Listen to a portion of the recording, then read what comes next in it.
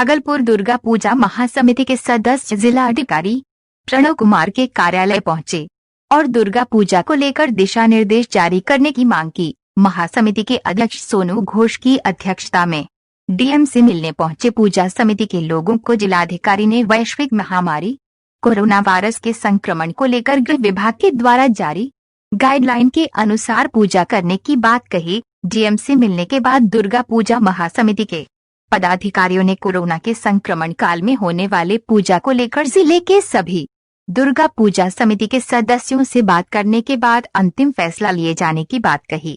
इस दौरान महासमिति के अधिकारियों ने कहा, आइए हम आपको सुनाते हैं। उस हिसाब से पूजा मूर्ति बैठाना और विसर्जन करना बहुत असंभव सा लग रहा है। तो हम लोग जो है अभी हमारे अध्यक्ष जी ने और महामंत्री ने भी कहा, आनंद भैया ने भी कहा कि भाई जो हम लोग एसडीओ साहब के साथ बैठक करेंगे और उसमें सभी के साथ जो निर्णय आएगा वो सबको मान्य होगा।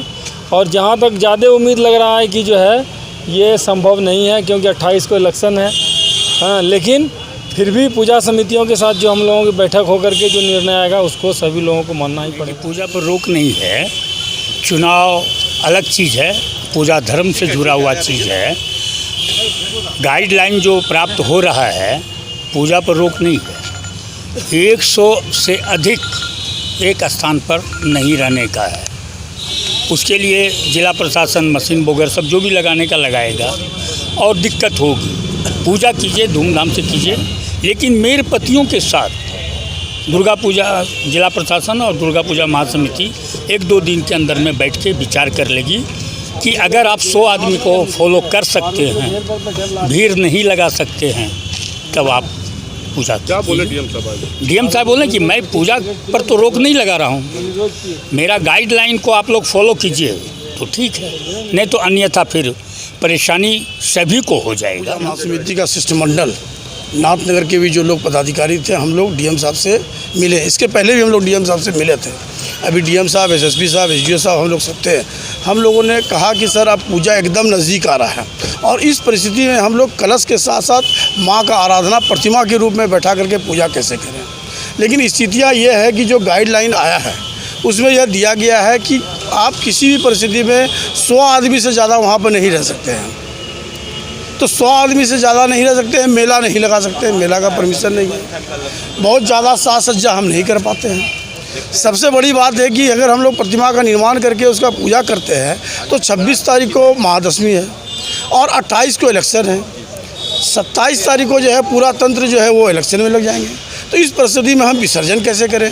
तो ये सब बातें जो आई तो हम लोगों ने तय किया है कि एक बार भागलपुर के तमाम पूजा समिति के जो मेड़पति हैं और जिला प्रशासन के लोग अविलंब हम लोग आजकल में बैठ जाएं और बैठ करके हम लोग यह निर्णय में आ जाएं कि इस वर्ष इस परिस्थिति को देखते हुए हम लोग पूजा कैसे संपन्न करें। ये बातें हैं। ये वैश्विक महामारी को देखते हुए हो सकता है कि पूजा में मूर्ति निर्माण कार्य नहीं भी हो सकता है क्या?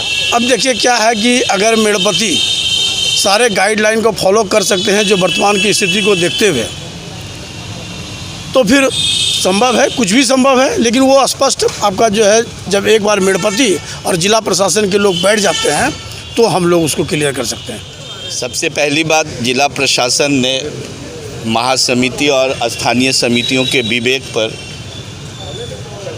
पूजा आयोजन को छोड़ा है।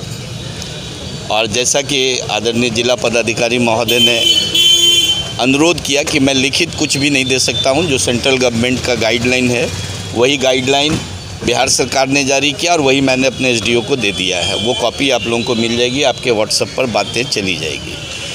और अब हम लोग महासमिति इस डीएम साहब के आश्वासन, चूँकि वहाँ एसपी साहब भी थे, सदर अनुमंडल पदाधिकारी भी वहाँ पर मौजूद थे, तो उन लोगों की मंशा है कि भागलपुर में पूजा जो भी स्थानीय हैं या महासमिति स्वविवेक पर करे, लेकिन जो सेंट्रल का जो गाइडलाइन है कि 100 व्यक्ति से ज़्यादा नहीं आएगा, मैं ड्रोन लगा के रखूँगा, जहाँ 100 से ज़्यादा आएगा उनके उस महासमिति और उस स्थानीय समिति पर मैं कार्रवाई करूँगा।